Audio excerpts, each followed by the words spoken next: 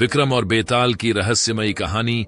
राजा विक्रमादित्य और बेताल की कहानियां भारतीय लोक साहित्य की सबसे रहस्यमयी और मनोरंजक कहानियों में गिनी जाती हैं। ये कहानियां सदियों से भारतीय उपमहाद्वीप में लोगों के बीच लोकप्रिय रही हैं। इस कथा का मुख्य आकर्षण है राजा विक्रमादित्य की बुद्धिमत्ता, साहस और धैर्य, और बेताल का चतुराई भरा वाक्पटुता। यह कहानी पौराणिकता, धर्म, नैतिकता और रहस्य के ताने बाने से बुनी गई है। कहानी का प्रारंभ राजा विक्रमादित्य, जो अपने न्यायप्रिय और अद्वितीय शासन के लिए प्रसिद्ध थे, उज्जैन के एक पराक्रमी और लोकप्रिय राजा थे। उनकी बहादुरी, वीरता और बुद्धिमत्ता की चर्चा दूर दूर तक फैली हुई थी। एक दिन एक तांत्रिक योगी ने राजा विक्रमादित्य को एक चुनौती दी।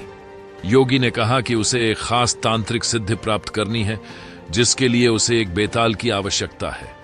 यह बेताल एक शमशान के पुराने पेड़ पर उल्टा लटका हुआ था और उसे प्राप्त करना आसान नहीं था।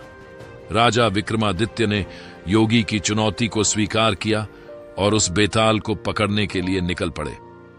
शमशान की ओर यात्रा। राजा विक्रमादित्य ने काले रंग के कपड़े पहने, एक तलवार ली और अकेले ही शमशान की ओर चल पड़े। यह रात की बेला थी और चारों ओर अंधेरा छाया हुआ था। पेड़ों के बीच से आती ठंडी हवा ने माहौल को और भी डरावना बना दिया।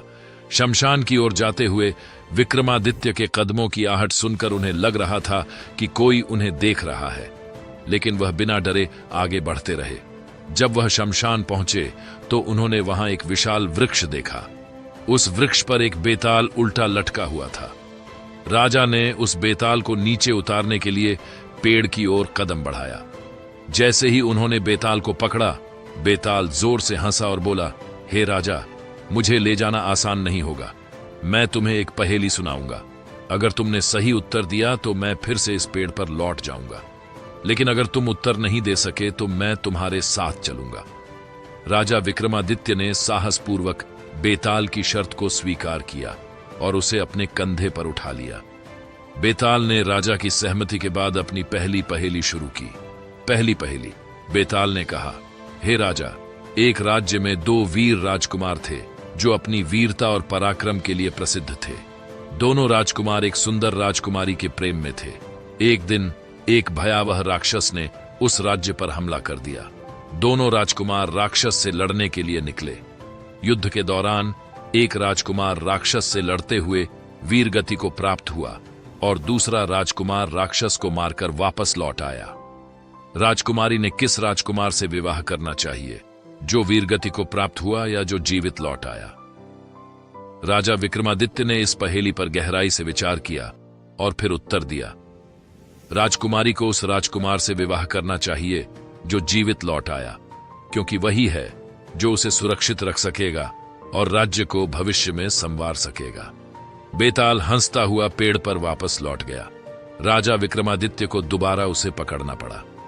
दूसरी पहेली। राजा ने फिर बेताल को कंधे पर उठा लिया। बेताल ने दूसरी पहेली सुनाई। एक नगर में एक व्यापारी के 3 बेटे थे।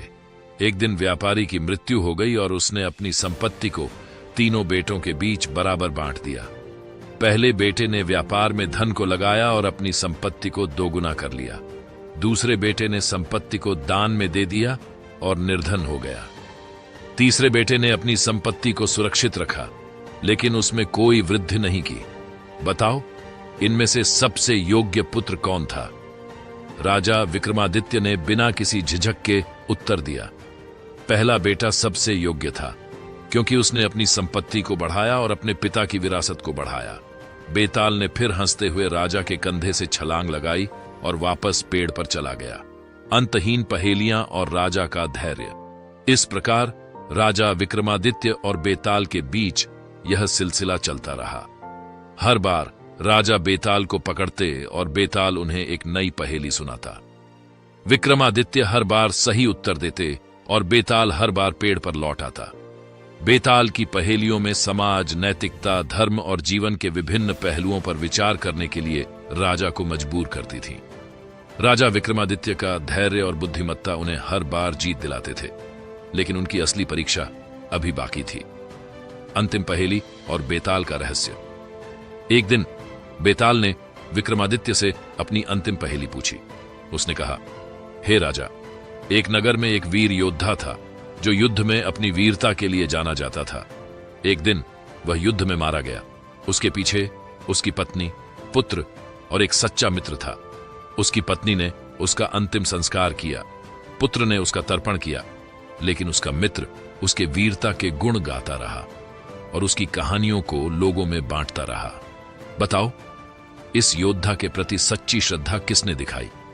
राजा विक्रमादित्य ने गंभीरता से सोचा और फिर उत्तर दिया, उस योद्धा के प्रति सबसे सच्ची श्रद्धा उसके मित्र ने दिखाई, जिसने उसकी वीरता की कहानियों को जीवित रखा और उसके गुणों को समाज में फैलाया। बेताल ने इस बार पेड़ पर लौटने की बजाय मुस्कुराते हुए राजा विक्रमादित्य से कहा, हे महान राजा, तुमने मेरी सभी पहेलियों का सही उत्तर दिया है। तुम में धैर्य, बुद्धिमत्ता और साहस की कमी नहीं है। मैं तुम्हारे साथ चलने के लिए तैयार हूं। बेताल का रहस्य और योगी का उद्देश्य। बेताल ने राजा विक्रमादित्य को एक बड़ा रहस्य बताया। उसने कहा कि वह तांत्रिक योगी उसे सिद्धि प्राप्त करने के लिए नहीं, बल्कि अपने बुरे इरादों की पूर्ति के लिए चाहता था। योगी एक खतरनाक तंत्र सिद्धि प्राप्त करना चाहता था, जिससे उसे अमरता प्राप्त हो जाती और वह पूरे राज्य पर अपना अधिकार कर लेता। बेताल ने विक्रमादित्य को इस योजना के बारे में सचेत कर दिया।